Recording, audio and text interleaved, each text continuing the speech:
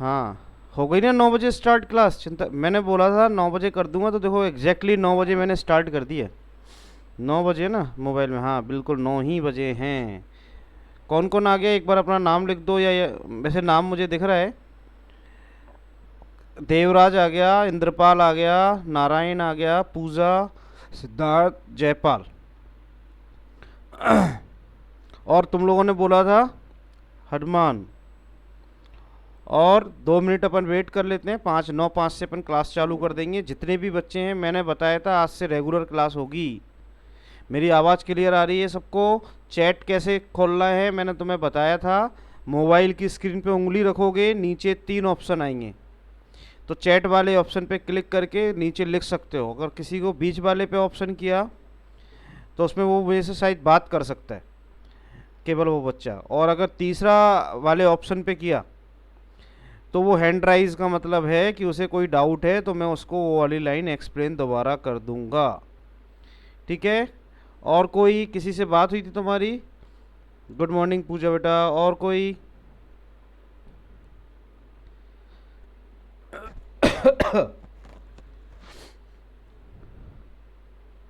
Devraj, Indrapal, Narayan, Siddharth. Class में भी देखो 7 स्टूडेंट हैं। देवराज, इंद्रपाल, नारायण, पूजा, सिद्धार्थ, हनुमान और जयपाल। तुम लोगों ने बोला था बाकी स्टूडेंट्स को।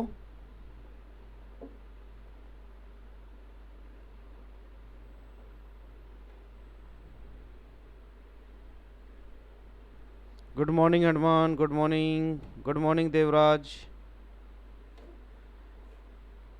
हनुमान, बात हुई थी किसी बच्चे से? पूजा, तुम्हारी हुई थी? तुम्हारे साथ और भी लड़कियां थी ना? पूजा, मैं नाम भूल गया सबके। एक, गुड। क्योंकि अपन बीच में कोई आएगा ना उसका छूटेगा, इससे अच्छा अपन जितने ज़्यादा से ज़्यादा लोग हों अपन क्लास चालू कर दें। आज तो वैसे मैं चालू कर ही रहा हूँ एनी हाउ, है ना। अभी एक कोई चला गया है। Good morning Jaipal.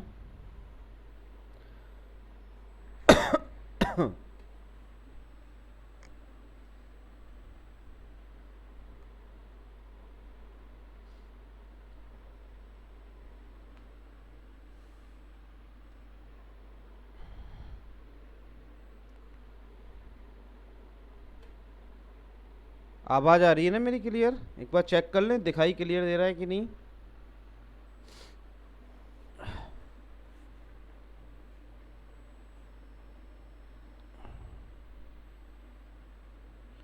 हाँ, देखो।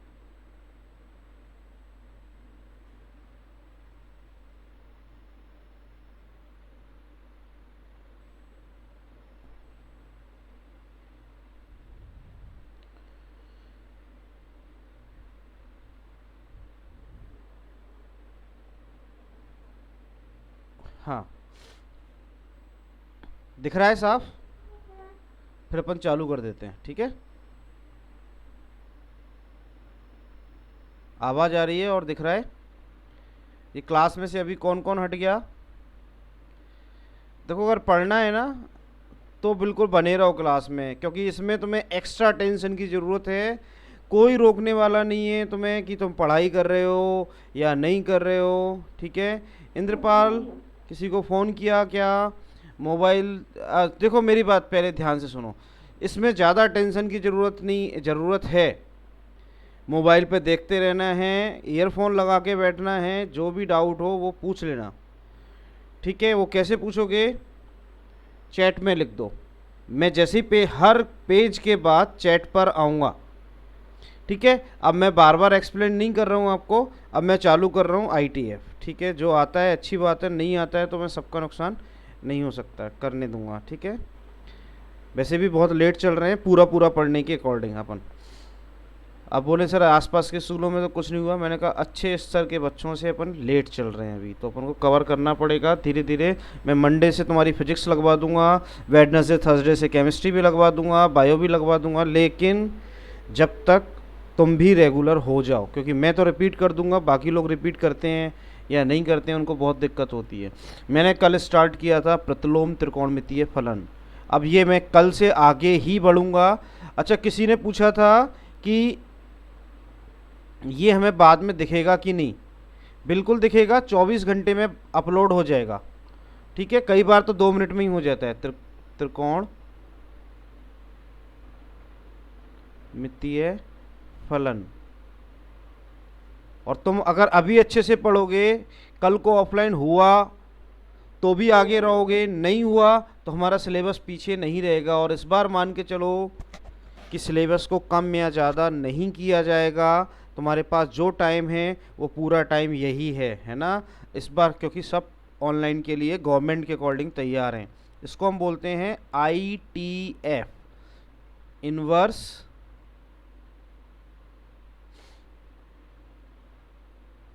ट्रिग्नोमेट्रिक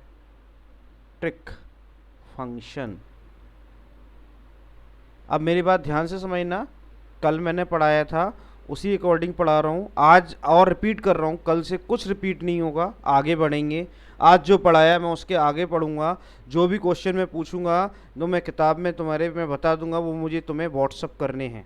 ठीक है, देखो पहले मैंने कल बताया था, वही मैं वापस बता रहा हूँ। किसके बारे में? प्रांत और परिसर। सह प्रांत के बारे में ज़्यादा बताने की ज़रूरत अभी है नहीं। देखो कोई फलन होता है, ऐसे लिखा जाता है F such that A to B।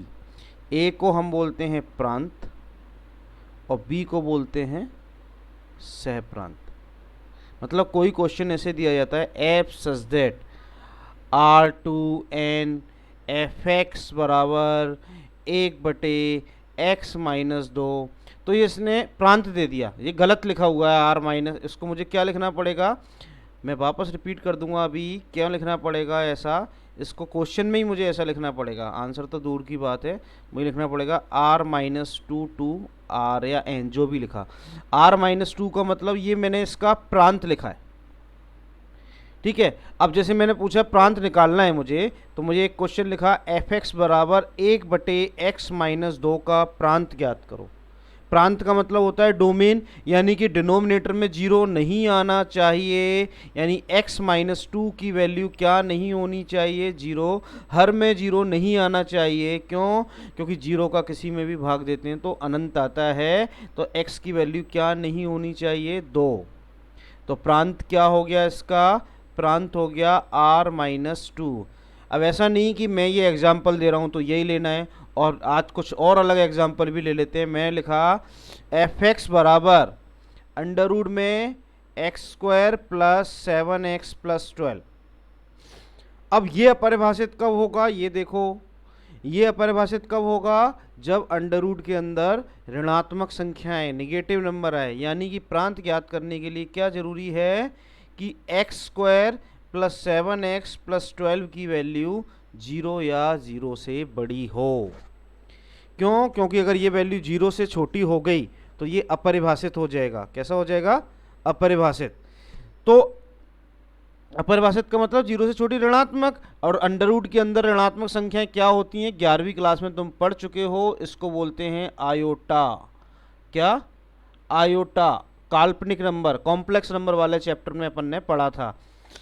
तो मैं इसको सॉल्व करता हूँ। मैंने इसको टुकड़े करके लिखा x² + 4x + 3x + 12 बड़ा या बराबर होना चाहिए 0 से। इन दोनों में से मैंने x कॉमन लिया तो x + 4 आया। इन दोनों में से 3 कॉमन लिया तो x + 4 आया, बड़ा या बराबर होना चाहिए 0 से।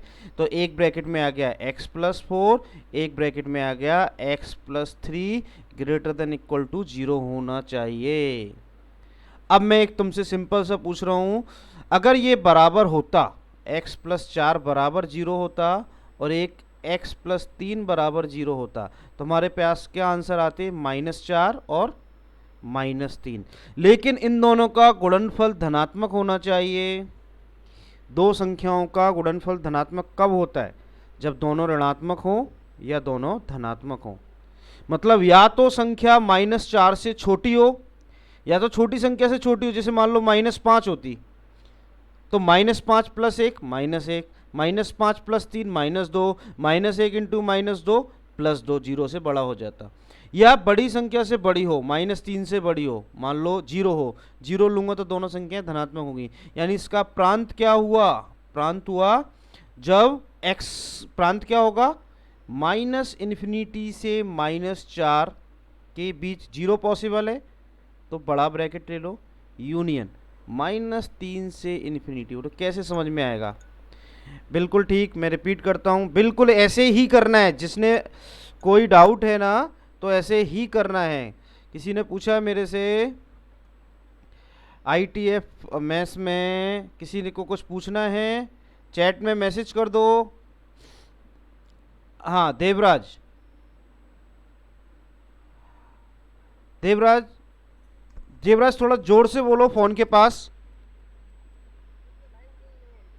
क्या, ये लाइन समझ में नहीं, गुड बेटा, बिल्कुल मैं अभी रिपीट कर दूंगा यहाँ तक। इंद्रपाल तुमने कुछ पूछा, बताओ।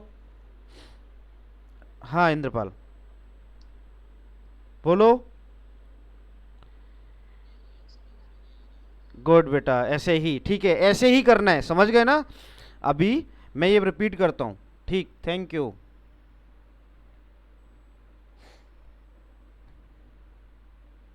देखो यहां पे ये क्वेश्चन दिया, परिभाषित कब होगा, जब ये संख्या 0 या 0 से बड़ी हो। क्यों, अगर ये संख्या 0 से छोटी हो गई तो अंडर रूट के अंदर ये ऋणात्मक आ जाएगा, और ऋणात्मक संख्या अंडर रूट के अंदर वास्तविक नहीं होती। हम पूरी की पूरी मैथ्स वास्तविक के लिए पढ़ते हैं, काल्पनिक के लिए केवल और केवल कॉम्प्लेक्स नंबर हमने पढ़ा है।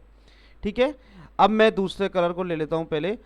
ठीक है, तो यानी कि मुझे ये संख्या अंडर रूट से बड़ी चाहिए। ठीक है, अब मैंने इसके टुकड़े किए, 7 को लिखा 4 और 3, ऐसे ही करते हैं, ये तो तुम्हें आता है टुकड़े करना, यहां तक तुम्हें अच्छे से आ गया होगा। ठीक है, मतलब क्या हुआ, दो संख्याओं का गुणनफल 0 से बड़ा यानी कि धनात्मक चाहिए। हमें कैसा चाहिए, धनात्मक चाहिए गुणनफल। अब मैं तुमसे बोलूं दो संख्याओं का गुणनफल धनात्मक कब होता है, जब दोनों ऋणात्मक हो या फिर दोनों धनात्मक हो, यही होता है। मैंने इन दोनों को सॉल्व किया, इन दोनों को, अगर मान लो ये 0 के बराबर भी संभव है तो 0 के बराबर संभव की स्थिति में क्या आता है, x का मान -4 और x का मान -3। x के दो संभव मान आए, क्या क्या, -4 और -3। समझना मेरी बात ध्यान से। मैंने यहाँ पे एक संख्या रेखा ले ली,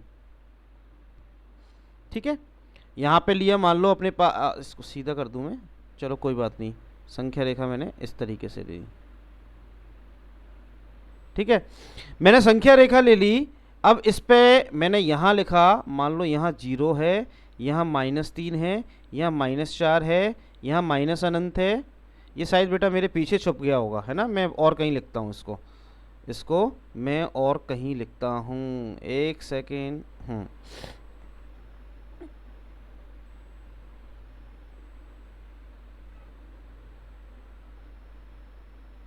हाँ, मैं थोड़ा ऊपर बना लेता हूँ। मैंने एक संख्या रेखा ले ली, इसकी विड्थ थोड़ी कम कर दूँ, कलर इसका ये ले लो।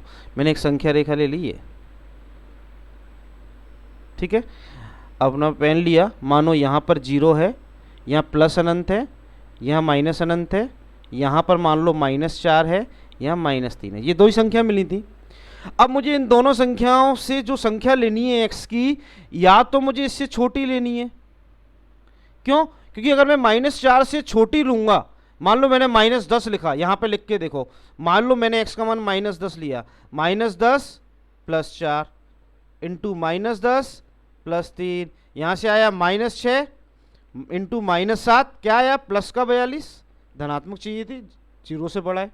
या फिर मैंने -3 से बड़ी संख्या ले ली, -3 से बड़ी मान लो मैंने 0 ले ली, तो 0 लिखा तो 4 इंटू 3 आएगा 12, ये भी बड़ी है। लेकिन अगर मैंने इनके बीच की संख्या ले ली -3.5, यहाँ रखा मैंने -3.5 + 4 इंटू -3.5 + 3, तो यहाँ पर कितना आएगा, -0.5, यहाँ आएगा यहाँ सॉरी यहाँ आएगा +0.5, यहाँ आएगा -0.5, प्लस इंटू माइनस संख्या मिलेगी ऋणात्मक जो 0 से छोटी है। इसीलिए हमने क्या बोला, संख्या क्या लें, -4 से छोटी या -3 से बड़ी, इनके बीच की संख्या ना लें, ये प्रांत होगा। क्यों? क्योंकि अगर मैंने इनके बीच की संख्या ले ली, इनके बीच की अगर मैंने संख्या ले ली तो गुणनफल कहाँ आ जाएगा, इनके बीच की अगर मैंने संख्या ले ली तो ये गुणनफल ऋणात्मक हो जाएगा। ऋणात्मक का मतलब हो गया अंडर रूट के अंदर मुझे ऋणात्मक संख्या मिल जाएगी, जो हमें नहीं चाहिए। ये मैं तुम्हें प्रांत बता रहा हूँ, केवल इतने बड़े क्वेश्चन प्रांत के हैं नहीं, लेकिन तुम्हें देखो अगर पहले से पढ़ रहे हो तो सारी चीज़ पढ़ो।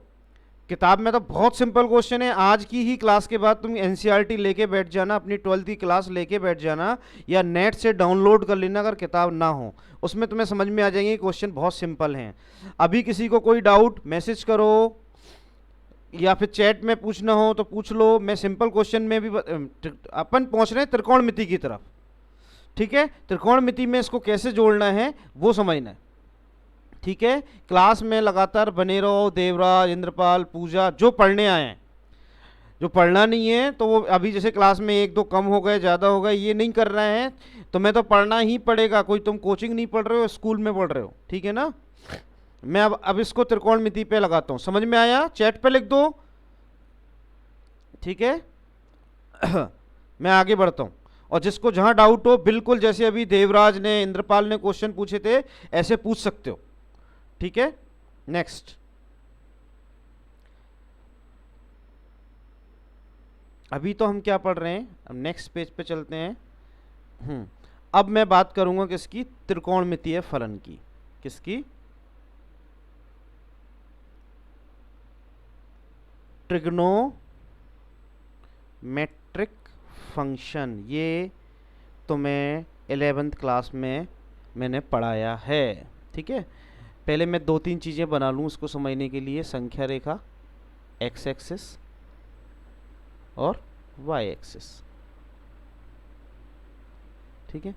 इस पे मैं लिख लेता हूँ अलग कलर से। हम यहाँ पे लिखते हैं 0, यहाँ लिखते हैं π/2, यहाँ लिखते हैं पाई, यहाँ लिखते हैं 3π/2, यहाँ लिखा हमने 2π, यहाँ लिखा 5π/2, यहाँ लिखा 3π, ऐसे ही आता है 7π/2 एंड सो ऑन। इसको हम लिख सकते हैं, पूरे को लिखें अगर डैश डैश डैश करके आगे 2nπ। इसको लिखें तो क्या लिखूं, 2n+1π।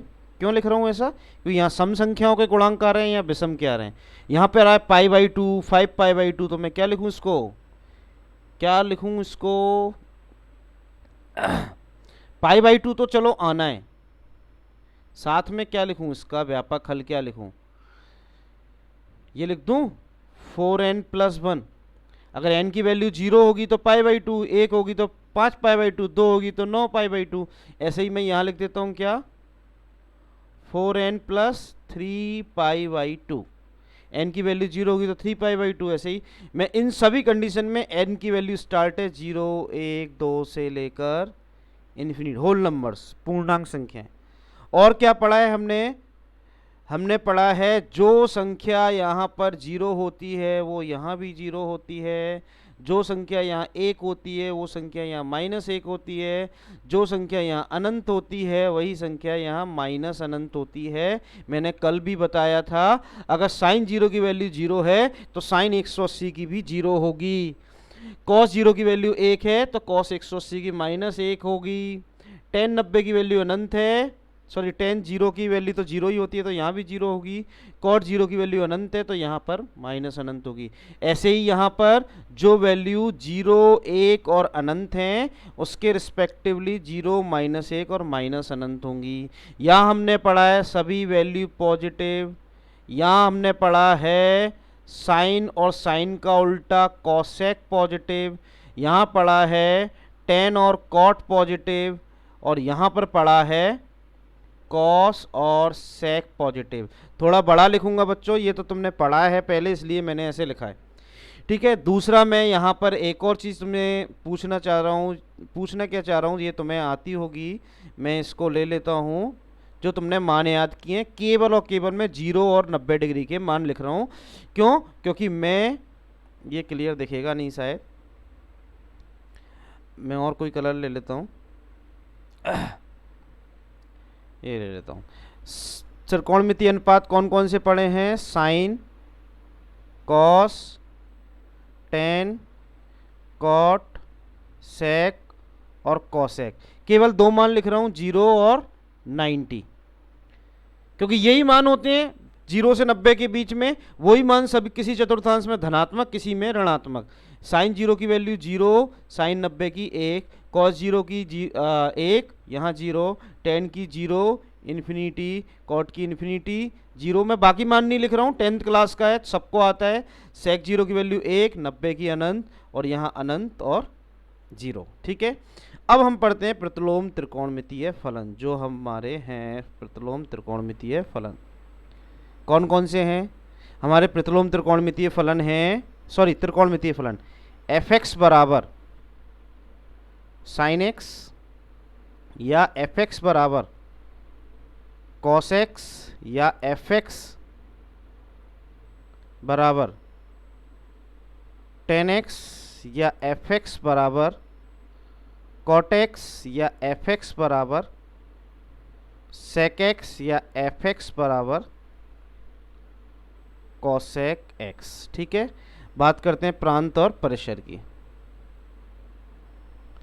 पहले मैं केवल ले रहा हूं प्रांत, फिर देखेंगे परिसर को। ठीक है,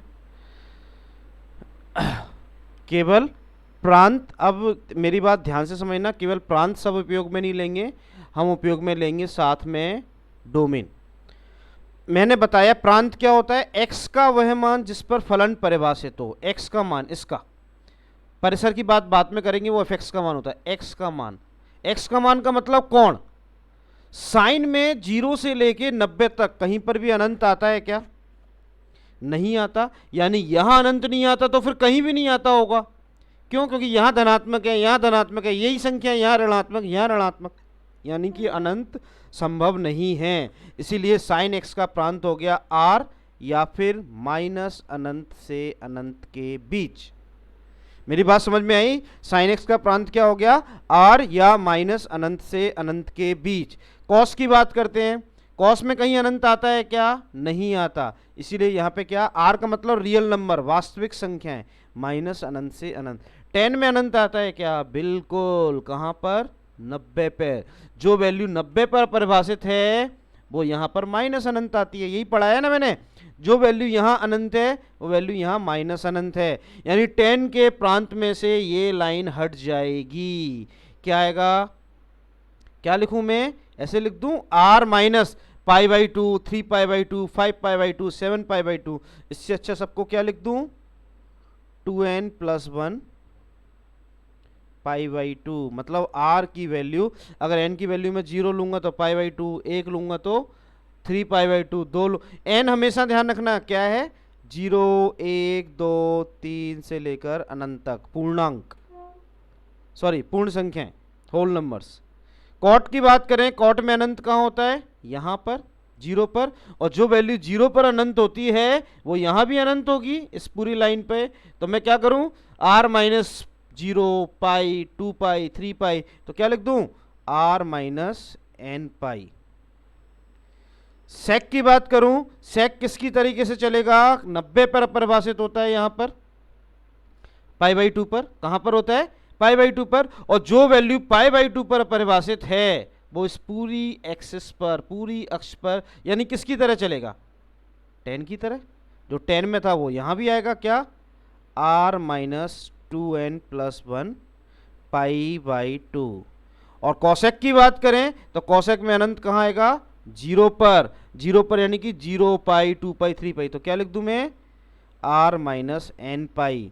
अगर तुम्हें, मैंने कल बोला था कॉपी लेकर बैठना, अगर कॉपी लेकर बैठे हो, अगर ये सब लिखना है तो मुझे बताओ, ठीक है?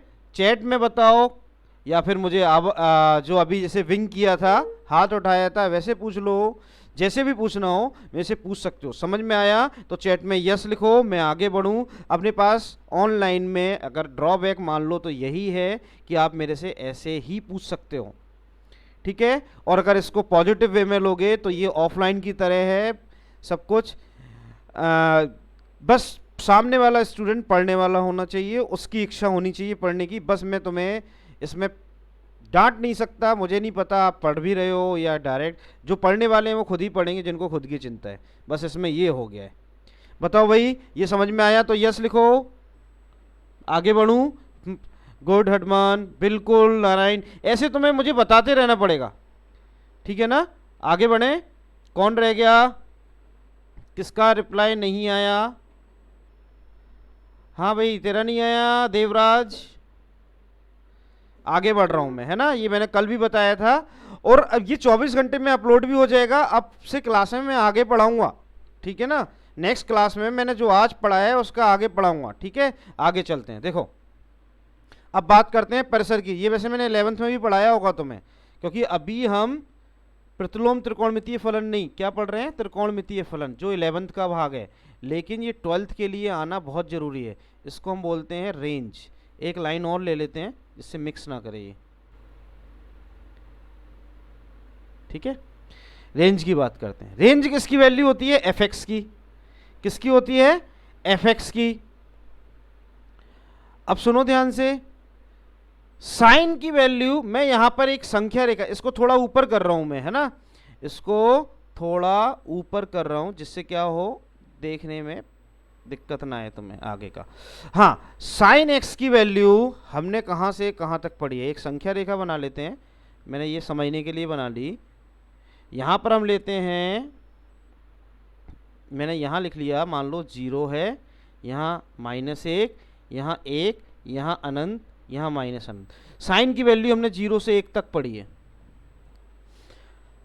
अब मैं तुमसे पूछूं, अगर यही वैल्यू किसी ना किसी, पहले में यही मिलेगी 0 से 1, दूसरे में यही मिलेगी, तीसरे में क्या मिलेगी, ऋणात्मक होता है तो -0 से -1 या -1 से 0, यहाँ भी -1 से 0, यानी साइन की कंप्लीट वैल्यू कहाँ से कहाँ तक आएगी, -1 से 1 बंद अंतराल में।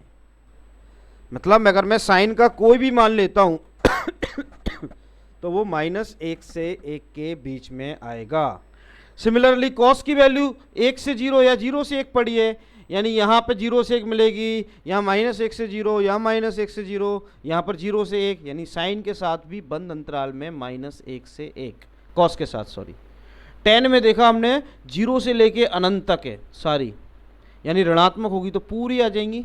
तो क्या लिख दूँ मैं, आर लिख दूँ, -अनंत से अनंत। और यहाँ पर भी आर या -अनंत से अनंत। क्यों, क्योंकि टेन और कॉट में कंप्लीट वैल्यूज पॉसिबल हैं, ठीक है ना। टेन और कॉट में सारी वैल्यू पॉसिबल हैं। सेक में कहाँ से कहाँ तक मिलेगी,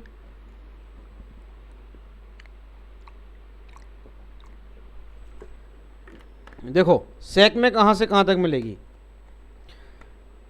कहाँ से कहाँ तक स्टार्ट है सेक की वैल्यू, 1 से लेकर अनंत तक, यहां से यहां तक की, यानी ऋणात्मक भी होगा 1 तो -1 आएगी, यहाँ धनात्मक, इन दोनों में ऋणात्मक, यानी -अनंत से 0, यानी सेक और कॉसेक में ये वाली वैल्यू नहीं आती। इसलिए हम क्या लिखें, r -1 से 1, यहाँ भी लिखें r -1 से 1। ये इनके परिसर हो गए, ये मोस्ट इम्पॉर्टेंट हैं। इसमें जो भी चीज़ नोट करनी है वो नोट करो। समझ में नहीं आई हो तो मेरे से पूछो, मैं रिपीट करूँगा। पूछने के तरीके बहुत हैं इसमें, इस ऐप का यही फ़ायदा है, इस पे पूरा टाइम लिया। गुड बेटा इंद्रपाल, हाँ इंद्रपाल ने कुछ पूछा है, और कोई, हाँ इंद्रपाल, हाँ इंद्रपाल बोलो। कॉस, अच्छा देखो ठीक, कॉस में वैल्यू कहाँ से कहाँ तक है, 1 से 0। अगर मैं बोलूँ 1 को ऋणात्मक पढ़, हाँ अगर ऋणात्मक पढ़ोगे 1 को तो क्या बनेगा, -1। देख, अगर कॉस की वैल्यू मैं ऋणात्मक पढ़ूंगा तो क्या बनेगी, -1। एक को मैं पढ़ूंगा माइनस में तो क्या पढ़ेगा, मैं आधे को पढ़ूंगा तो क्या पढ़ूंगा, माइनस आधा, यही पढ़ूंगा ना, है ना। तो जो भी वैल्यू होगी अगर 0 से 1 है तो ऋणात्मक होगी, तो यही वैल्यू तो ऋणात्मक होंगी। मान लो तुम्हारे पास 0, कॉस 30 की वैल्यू √3/2, फिर 1/2, इन सब वैल्यू को ऋणात्मक पढ़ूंगा तो इसके बाहर तो वो जाएगी नहीं ना। इसीलिए क्या किया, 0 से 1 और -1 से 0, तो जब सबको मिला दिया तो क्या आ गया, अच्छा मैंने लिखा नहीं है, -1 से 1, ठीक है ना। और कोई क्लियर है? और ठीक है, मैं आगे बताता हूं, ठीक है।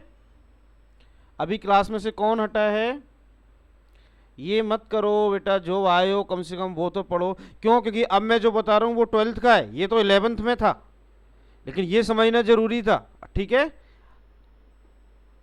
देखो नेक्स्ट, अब बता रहा हूं, ये है 12th का, इस पर बेस तुम आज घर पे क्वेश्चन भी कर पाओगे। इसको हम पढ़ेंगे ITF, प्रतिलोम त्रिकोणमितीय फलन, ठीक है। कलर दूसरा ले लेता हूं, पहले तो देखो कुछ चीजें समझ लो।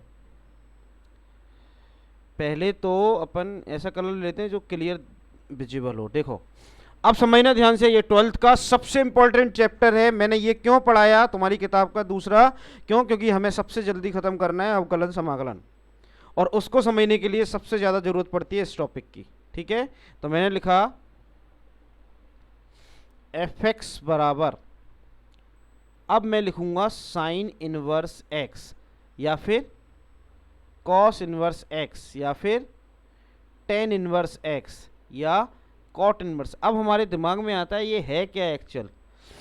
साइन इनवर्स x का बिल्कुल मतलब नहीं है कि तुम इसको 1/sin x लिखो, इसका बिल्कुल मतलब नहीं है कि तुम इसको sin 1/x लिखो, इसका बिल्कुल मतलब नहीं है कि तुम इसको cosec इनवर्स cosec x लिखो, ये कुछ मतलब नहीं। तो फिर है क्या ये है, अगर तुमने fx बराबर sin x पढ़ा था तो ये x है, यानी प्रतिलोम त्रिकोणमिति केवल और केवल क्या है, अगर हिंदी में बोलूं तो कोण है। यहां पर जो कोण था ना वही है, और इसे दोनों x है, वही बाय लिख दो, किसी एक को क्या फर्क पड़ रहा है। मतलब ये है, अगर मैं तुम्हें लिख रहा हूं y बराबर साइन x, तो तुम इसको क्या लिखोगे, साइन इनवर्स y बराबर x, यानी कि ये x की वैल्यू है, ये क्या है, कोण है, क्या है, कोण है।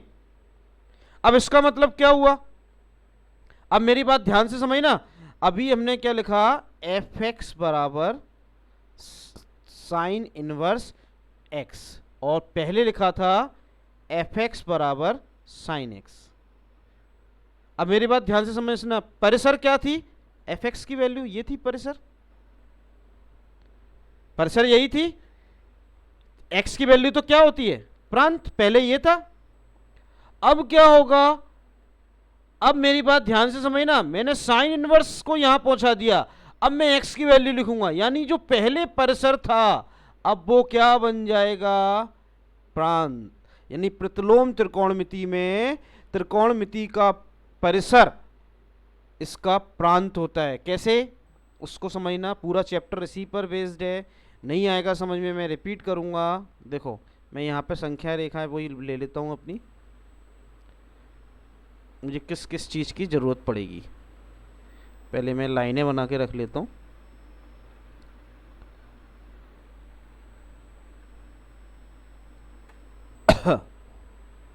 अब मैं बात करता हूँ क्या क्या पढ़ना है हमें, प्रांत और परिसर, लेकिन किसकी, प्रतिलोम त्रिकोणमितीय फलन की। fx बराबर साइन इनवर्स x, fx बराबर कॉस इनवर्स x, fx बराबर टेन इनवर्स x, fx बराबर कॉट इनवर्स x, fx बराबर सेक इनवर्स x, fx बराबर कॉसेक इनवर्स x। अब मेरी बात सभी ध्यान से समझना, मैं क्या पढ़ाने जा रहा हूँ। मैं पढ़ाने जा रहा हूं तुम्हें प्रांत। अभी मैंने बताया जो त्रिकोणमितीय फलन के परिसर थे, क्या थे? साइन का -1 से 1, कॉस का -1 से 1, टेन का आर। आर को मुझे वैसे बार बार लिखने की जरूरत नहीं है, रियल नंबर वास्तविक संख्याएं। यहाँ भी माइनस अनंत से अनंत या फिर आर। यहाँ पर क्या था? आर माइनस माइनस 1 से 1। यहाँ क्या था? आर माइनस माइनस 1 से 1। मेरी बात ध्यान से समझना, इसमें मैंने कुछ भी नहीं पढ़ाया, मैंने केवल क्या बताया, जो पहले प्रांत था, जो पहले परिसर था, अब यहाँ पे क्या बन गया? वो प्रांत। अब मेरी बात ध्यान से समझना, आगे बढ़ते हैं हम, ठीक है। ये अपन पढ़ चुके हैं, ये 0 होता है, ये नया है सब कुछ, अब बता रहा हूँ मैं। यहाँ पर π/2 होता है, यहाँ पाई होता है, यहाँ 3π/2 होता है, लेकिन मैं लिखूंगा नहीं, ठीक है। जो वैल्यू यहाँ 0, 1 और अनंत होती है उसके रिस्पेक्टिवली 0, -1 और माइनस अनंत होती है। जो वैल्यू यहाँ 0, 1 और अनंत होती है उसके रिस्पेक्टिवली यहाँ 0, -1 और माइनस अनंत होती है। प्रांत क्या, परिसर क्या होता है? छोटे से छोटा क्षेत्र जहां सारी वैल्यू मिल जाए। तो अब सारी वैल्यू रिपीट होती हैं तो हमें सारी अनंत तक लेने की जरूरत नहीं है, हम केवल और केवल 0 से 180 डिग्री में सारी वैल्यू ले लेंगे। तीसरे चतुर्थांश की हमें जरूरत नहीं पड़ेगी, चौथे की पड़ेगी तो हम उसको उल्टा पढ़ लेंगे, -π/2। मेरी बात ध्यान से समझना, प्रतिलोम त्रिकोणमिति की परिसर कहां से कहां तक होगी?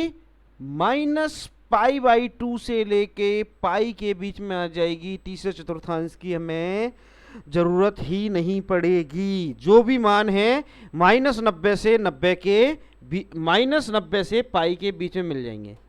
बोले सर कैसे? ऐसे, क्योंकि हमने पहले चतुर्थांश में सभी को कैसा पढ़ा है? पॉजिटिव। दूसरे में किसको पढ़ा है? पॉजिटिव, साइन और कॉसेक को। तीसरे में किसको पढ़ा है? टेन और कॉट को। चौथे में किसको पढ़ा है? कॉस और सेक को। अब जब मुझे पहले चतुर्थांश से साइन की पॉजिटिव वैल्यू मिल जाएगी तो अब मुझे पॉजिटिव दूसरे से लेने की जरूरत ही नहीं है। तीसरा मैं वैसे भी छोड़ के चल रहा हूं, क्यों? क्योंकि नेगेटिव मुझे चौथे में मिल जाएगी, यानी साइन इनवर्स एक्स की परिसर -90 से 90 के बीच में होगी। कहां से कहां तक होगी? -90 से 90 के बीच में होगी। क्लियर है मेरी बात? समझ में आई? समझ में आया बच्चों? आगे बढ़ते हैं, सुनो ध्यान से। अब जो मैं बता रहा हूं, साइन की वैल्यू -π/2 से π/2 के बीच में। क्यों? क्योंकि देखो चतुर्थांश, पहले चतुर्थांश में सभी की पॉजिटिव वैल्यू है, तो यानी पॉजिटिव तो पहले से ले लेंगे, केवल नेगेटिव को सोचना है। साइन की पॉजिटिव मैंने पहले से ले ली, नेगेटिव मैंने चौथे से ली। क्यों? क्योंकि तीसरे और चौथे में होता था, तीसरा मुझे लेना ही नहीं है तीसरे की, क्योंकि मुझे छोटे से छोटा क्षेत्र चाहिए। कॉस की बात करते हैं, धनात्मक पहले में, ऋणात्मक दूसरे और तीसरे में। तीसरा लेना नहीं है तो केवल कौन सा ले लूंगा? दूसरा, यानी 0 से पाई में सारी वैल्यू मिल जाएंगी। 0 से पाई में कॉस की सारी वैल्यू मिल जाएंगी। आज जो क्लास में बैठा है समझ लो मैथमेटिक्स 12th क्लास का सबसे ज़्यादा समझने वाला चैप्टर पढ़ रहा है। इससे टफ कुछ भी नहीं है मैथ्स में। अगर ये अच्छे से समझ में ऑनलाइन में आ रहा है तो तुम मानो तुम इंटेलिजेंट हो, अगर नहीं आ रहा है तो पूछ के करो, तब भी आ रहा है तो भी इंटेलिजेंट हो। ठीक है, इसलिए मेहनत करते रहो, पेपर निकल जाएगा। और बिलीव मी, इस साल तुम 12th के साथ कोई ना कोई बड़ा एग्जाम निकाल लोगे। अगर ऑनलाइन चला तो भी, ऑफलाइन चला तो फिर है ही हमारे पास एक्स्ट्रा टाइम। ठीक है, 10 की बात करते हैं। 10 की पॉजिटिव वैल्यू पहले चतुर्थांश में, नेगेटिव 10 की कहाँ होती है? दूसरे और चौथे में। अब हमारे दिमाग में आता है कि सर दूसरा और चौथा दोनों में से कौन सा लें? अब मेरी बात ध्यान से समझना, अगर मैंने दूसरा चतुर्थांश ले लिया तो बीच में मिलेगा 90 और 10 90 पे होता है अनंत। तो हम क्या करें? चौथा लें। और सर चौथा लेंगे तो भी तो मिलेगा 90, तो हम बंद अंतराल की जगह खुले अंतराल में ले लेते हैं -90 से 90। क्या? -90 से 90 के बीच में, पॉजिटिव यहां से, नेगेटिव यहां से। अब बात करते हैं कॉट की। अब ध्यान से समझना, कॉट की पॉजिटिव वैल्यू फर्स्ट में, नेगेटिव सेकंड और फोर्थ में। अगर अब मैंने फोर्थ ले लिया तो कॉट 0 मिलेगा, 0 पर अनंत होता है, इसलिए मुझे कौन सा चतुर्थांश लेना पड़ेगा, दूसरा, यानी कि 0 से पाई। फिर दिमाग में आएगा 0 और पाई पे अनंत है, तो ओपन इंटरवल में, खुले अंतराल में 0 से पाई। लास्ट बात करते हैं किसकी, सॉरी सेक की, लास्ट नहीं है सेक। सेक की पॉजिटिव वैल्यू यहाँ नेगेटिव फोर्थ में। अगर मैं फोर्थ में है तो 0 से पाई ले तो लूँ, अब मेरे पास मजबूरी है, 0 से पाई मैंने क्लोज्ड में ले लिया, लेकिन ये सॉरी हाँ 0 से पाई, पॉजिटिव यहाँ पे नेगेटिव यहाँ पे ले तो लिया, लेकिन बीच में मुझे 90 को हटाना पड़ेगा, मजबूरी है, एक्सक्लूजन ऑफ पाई बाई 2। क्यों? क्योंकि सेक पाई बाई 2 पर अनंत होता है। सिमिलरली कॉसेक की बात करते हैं, तो कॉसेक की पॉजिटिव वैल्यू तो फर्स्ट क्वाड्रेंट में है, नेगेटिव थर्ड और फोर्थ में है। थर्ड लेना नहीं है तो फोर्थ लेंगे। फोर्थ लेने का मतलब क्या हो गया, -90 से 90, क्या हो गया, -90 से 90। लेकिन किसको हटाना है, 0 को। किसको हटाना है, 0 को। क्यों? क्योंकि 0 पर क्या है, ये अपरिभाषित। क्या है, अपरिभाषित। 0 पर कॉसेक अपरिभाषित होता है। अब मेरी बात ध्यान से समझना, समझ में आया हो तो अच्छी बात है, नहीं आया हो तो पूछ लेना। क्यों? क्योंकि पूरा का पूरा चैप्टर बेस्ड है इसके, इस पूरे लाइन जो मैंने बॉक्स में लिखा है, पूरा चैप्टर बेस्ड है इसके। किसी ने क्वेश्चन पूछा है, नाम है बच्चे का जिसने पूछा है देवराज। हाँ देवराज, बताओ बेटा। ओके, सेक और कॉसेक वापस बताता हूँ, ठीक है, सभी समझना। सेक और कॉसेक को सभी को रिपीट करता हूँ मैं। देखो क्या है, सेक और कॉसेक के लिए, सेक की पॉजिटिव, पॉजिटिव तो किसी की नहीं सोचनी पहले चतुर्थांश में, सोचना किसको है, नेगेटिव को। अब नेगेटिव वैल्यू कहाँ मिलेगी सेक की और कोसेक की, सेक की बात करते हैं तो सेक की नेगेटिव वैल्यू मिलती है कहाँ पर, दूसरे और तीसरे में। तीसरा हम छोड़ चुके हैं, बचता है दूसरा, तो हमें दूसरा ही लेना पड़ेगा, तो हमने 0 से पाई लिया। लेकिन अब मजबूरी ये है, बीच में आता है 90, तो 90 को हटाना पड़ेगा। क्यों? क्योंकि 90 पर ये अनंत होता है। सेक की वैल्यू मैं पूछूं आपसे, सेक 90 क्या होता है, तो क्या होता है, अपरिभाषित। इसीलिए हमने -π/2 ब्रसेस में लिखा है, सेट समुच्चय वाले उसमें। क्यों? क्योंकि उसमें इंडिविजुअल एक वैल्यू हट जाती है, ठीक है। ऐसे ही बात करते हैं कोसेक की, धनात्मक वैल्यू तो मैंने ले ली यहां पर, अब ऋणात्मक कहां से लूं मैं, तो ऋणात्मक के लिए मैंने कोसेक के लिए ऋणात्मक में मैंने देखा, ऋणात्मक कहां होता है कोसेक, तीसरे और चौथे में, तीसरा छोड़ दिया, चौथा लेना पड़ेगा। अब चौथा लिया तो 0 को हटाना पड़ेगा। क्यों? क्योंकि 0 पे ये अनंत होता है। अब मेरी बात ध्यान से समझना सभी लोग, जिसकी परिसर -90 से 90 है वो बिल्कुल इजी पड़ता है किसी भी कंडीशन में, चाहे ओपन हो, चाहे क्लोज्ड हो, चाहे एक्सक्लूजन हो। जिनकी परिसर 0 से पाई है उसमें थोड़ा सा सोचना पड़ेगा, क्वेश्चन सॉल्व थोड़ा सा, बिल्कुल मामूली, एक बार में आ जाएगा। अब मैं आ रहा हूँ तुम्हारे चैट बॉक्स पे, जिसको जो लाइन थोड़ा भी डाउट हो वो मेरे से पूछ ले, ठीक है। किसी को डाउट है तो वो आ जाए उस पर, या फिर जैसे देवराज और इंद्रपाल ने क्वेश्चन पूछे हैं, एक बार इंडिविजुअली सभी पूछ सकते हो, जिससे आपको प्रॉपर ऐप का यूज़ करना भी आ जाएगा। 2-3 क्वेश्चन मेरे दिमाग में हमेशा रहते हैं। आवाज़ मेरी प्रॉपर आ रही है, आप बोलोगे हाँ। क्लियर दिखाई दे रहा है, बिल्कुल हाँ। जिसको क्वेश्चन पूछना है वो बिल्कुल इंडिविजुअल क्वेश्चन पूछ सकता है। पर डे वाले बच्चों के लिए ऐप बहुत अच्छा है मेरे अकॉर्डिंग, जो मैंने बनवाया, ये सर ने बनवाया है, तो बहुत अच्छा ऐप है। इससे अपन इंडिविजुअली एक दूसरे से पूछ भी पा रहे हैं। किसी को कोई डाउट यहाँ तक, फिर हम इसके एग्जांपल्स देखते हैं, क्वेश्चंस करते हैं। किसी को डाउट हो तो पूछ लो, नहीं तो मैं एग्जांपल से बताऊंगा। क्वेश्चन बहुत ईजी हैं, एक एक लाइन के हैं, जो मैंने इतना सारा पढ़ाया है उससे बहुत आसान है क्वेश्चन। समझ में आया? आगे बढ़ूं? आगे बढ़ूं? आगे बढ़ना है तो यस लिखो, वाई लिखो, वाई मतलब यस, हाँ लिखो या फिर ओके हेडमान। और कोई? देवराज गुड, पूजा, नारायण गुड गुड, इंद्रपाल। बच्चों अपने साथ के बच्चों को जोड़ो और, है ना, उनका क्योंकि अब मैं आगे बढ़ूंगा, रुकूंगा नहीं अब मैं, है ना, अब मैं रुकूंगा नहीं, अब मैं आगे बढ़ूंगा डेली, क्योंकि अपन ने अब वैसे ही ऑलरेडी लेट चल रहे हैं और अपन 1.5 महीने पहले ये ऐप बना चुके हैं, बस इस पर टेस्ट चल रहे थे। ठीक है, आगे बढ़ते हैं। देखो आज किताब उठाओगे, तुम लोग क्वेश्चन करोगे। कौन से क्वेश्चन करोगे? तुम्हें क्वेश्चन मिलेंगे ऐसे, बिल्कुल सिंपल से क्वेश्चन है। अब मैं ब्लैक ले लेता हूँ। हाँ मैंने क्वेश्चन लिखा, हमें क्वेश्चन मिला, समझना, मैं पहले प्लस वाले क्वेश्चन लिख रहा हूँ। साइन इनवर्स 1/2 या मिला, कॉस इनवर्स क्या लिख दूँ मैं, 1/√2 लिख देता हूँ, या लिखा, सभी के लिख लेता हूँ एक एक example. Tan inverse √3, cot inverse भी √3 लिख देता हूँ, सेक इनवर्स 2, कॉसेक इनवर्स 2/√3।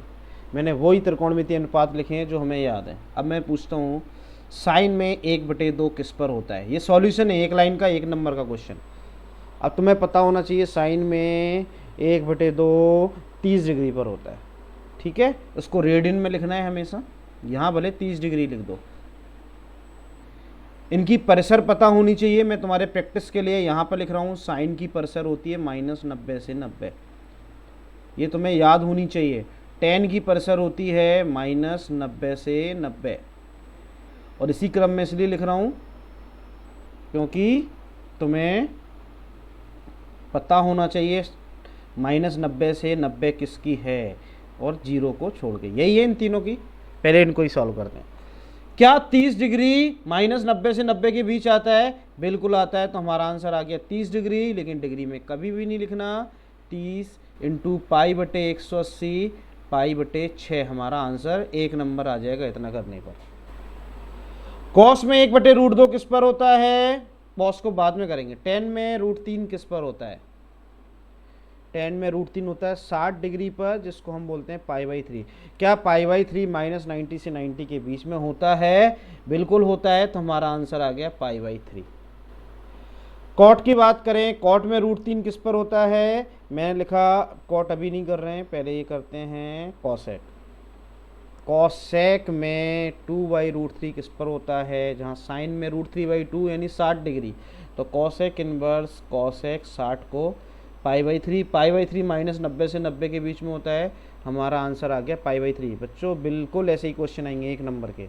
अब जिनकी परिसर 0 से π है, मैं लिख देता हूँ, इसकी 0 से π बंद अंतराल में, इसकी खुले अंतराल में 0 से π, इसकी बंद अंतराल में 0 से π, लेकिन π/2 को छोड़कर।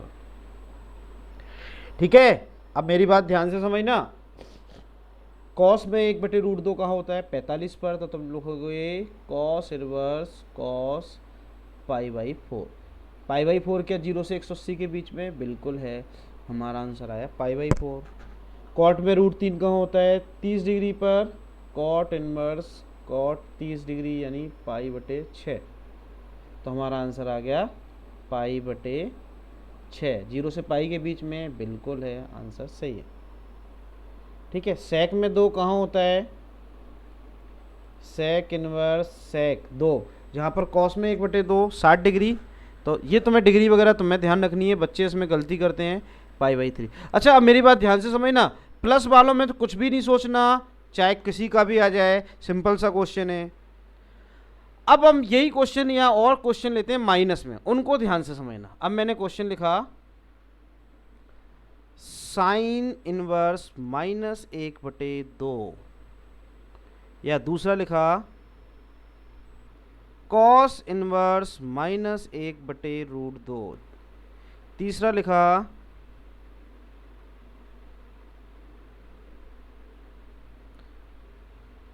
tan inverse -1। सारे क्वेश्चन में माइनस में ले रहा हूँ। फोर्थ लिखा कॉट इनवर्स माइनस √3, फिर लिखा सेक इनवर्स, कुछ भी लिख लूँ, -2/√3, और एक और लिख लिया कॉसेक इनवर्स -√2।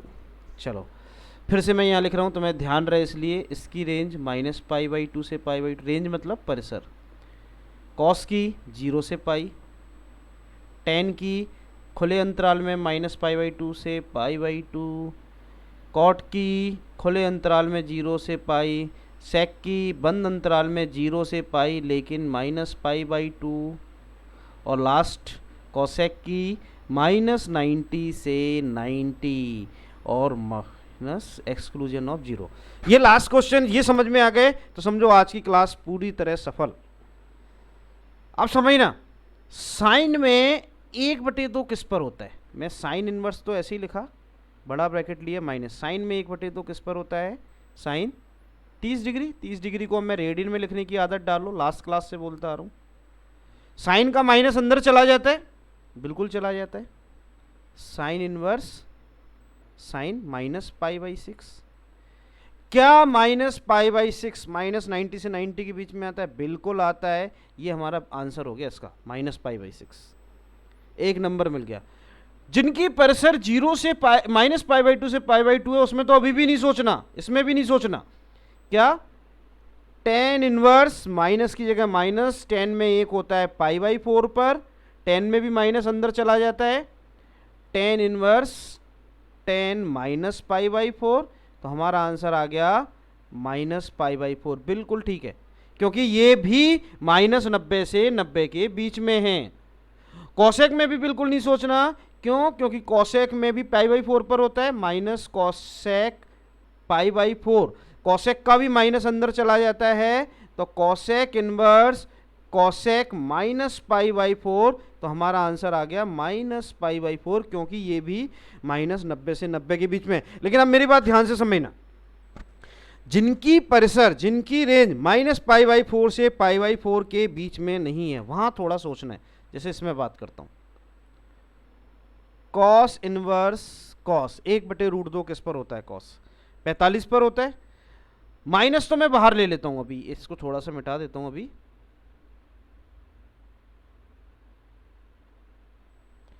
थोड़ा सा इसको मिटा देता हूं, माइनस की जगह मैं माइनस ले लेता हूं, कॉसेक 45 की जगह 45, सॉरी कॉस है 45, कॉसेक नहीं है, कॉस है, अरे यार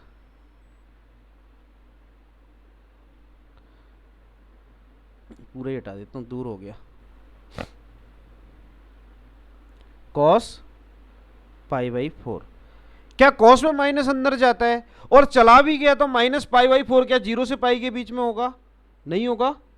तो कॉस की ऋणात्मक वैल्यू कहां से लेते हैं, नेगेटिव वैल्यू कहां से लेते हैं, कॉस की पॉजिटिव फर्स्ट में होता है, फोर्थ में होता है, तो फोर्थ लेना नहीं है, थर्ड लेना नहीं है, तो सेकंड में लेंगे 0 से पाई। तो जिसकी भी वैल्यू में माइनस आता है और परिसर 0 से पाई है, ये लाइन ध्यान से समझना, मैं क्या लिख रहा हूं, cos inverse cos pi minus π/4, cos 180 minus theta क्या होता है, माइनस कॉस थीटा, यानी मेरा आंसर आ गया पाई माइनस π/4, जिसको मैं क्या लिख सकता हूं, एलसीएम लेके 3π/4, हमारा आंसर क्या आया 3π/4। क्लियर है, बात समझ में आई। जिसकी भी परिसर 0 से पाई है और माइनस लगा है तो वो निश्चित है दूसरे चतुर्थांश में चला जाता है, और दूसरे चतुर्थांश का मान 180 माइनस थीटा से, मान लो उसमें नहीं आया, इसमें समझ लो कॉट इनवर्स, मैंने माइनस को तो बाहर रहने दिया, √3 कॉट किस पर होता है,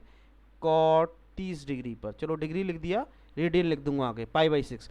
कॉट का माइनस तो बोलो सर अंदर चला जाता है तो -30 लिख सकते हैं, लेकिन कॉट चौथे चतुर्थांश में है ही नहीं, कॉट कहाँ पर है, कॉट का ये लिखा है चौथे नंबर पे, दूसरे में, तो मैं इसको भी कैसे लिखूंगा, ऐसे cot inverse cot pi minus π/6, तो अपना आंसर आ गया 5π/6। समझ में आई मेरी बात, कहां पर आ गया 5π/6। ऐसी बात करते हैं सेक की, तो मैंने लिखा सेक इनवर्स माइनस सेक, सेक में 2/√3, यहाँ पर कॉस में √3/2, 30 डिग्री, 30 डिग्री मतलब π/6। एक तो इसमें माइनस अंदर जाता नहीं है, क्यों? क्योंकि हमने ये पढ़ा है कि cos minus theta cos theta होता है, ना कि माइनस कॉस थीटा। एक ये भी पढ़ा है सेक माइनस थीटा क्या होता है, सेक थीटा। बाकी सब में माइनस चला जाता है। तो दूसरी बात, इसकी परसेंट 0 से पाई है, तो उसमें क्या आएगा, सेक इनवर्स सेक π-π/6। तो इसका भी हमारा आंसर आया 5π/6। समझ में आया हो तो यस लिखो, अदरवाइज क्वेश्चन पूछो मेरे से। किसी को कोई डाउट है तो क्वेश्चन पूछो बच्चों। क्योंकि बिल्कुल जयपाल, हाँ बेटा,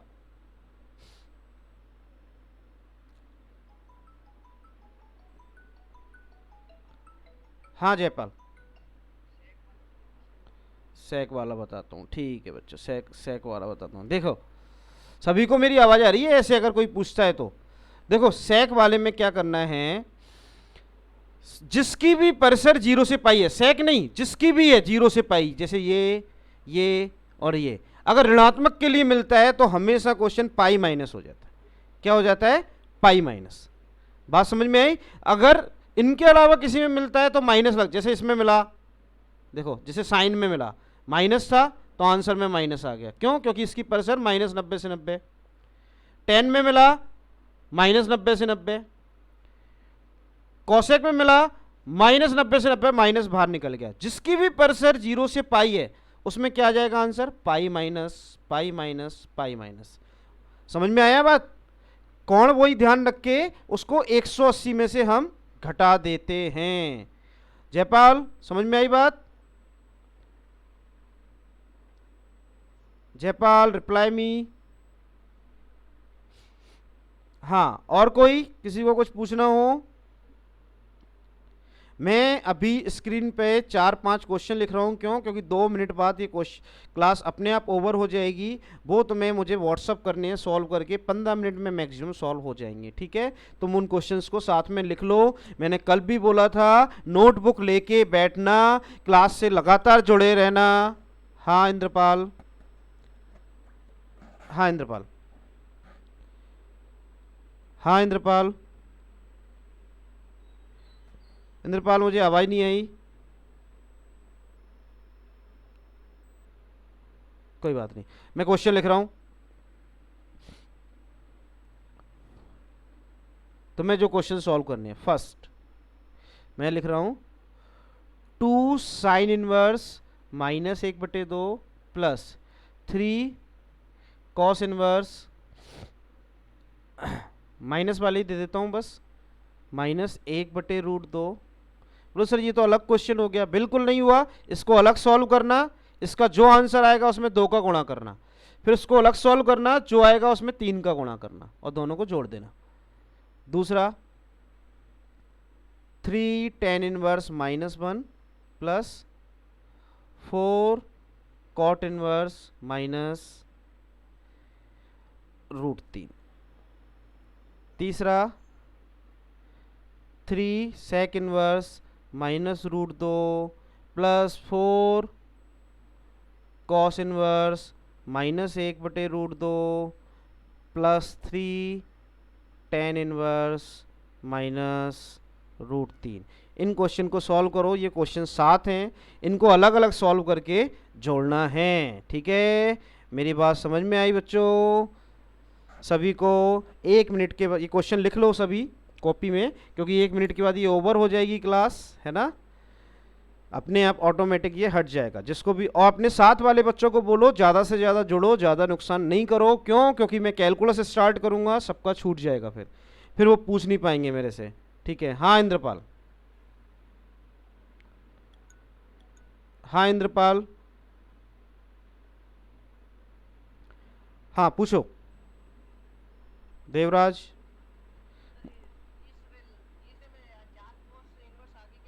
-1/√2।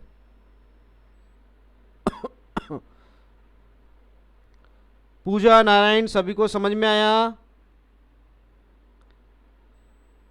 और कोई?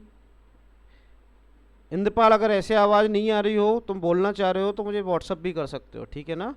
नंबर मेरा सेव कर लो। Class is going to be over, कल टाइम पे आ जाना। Thank you very much.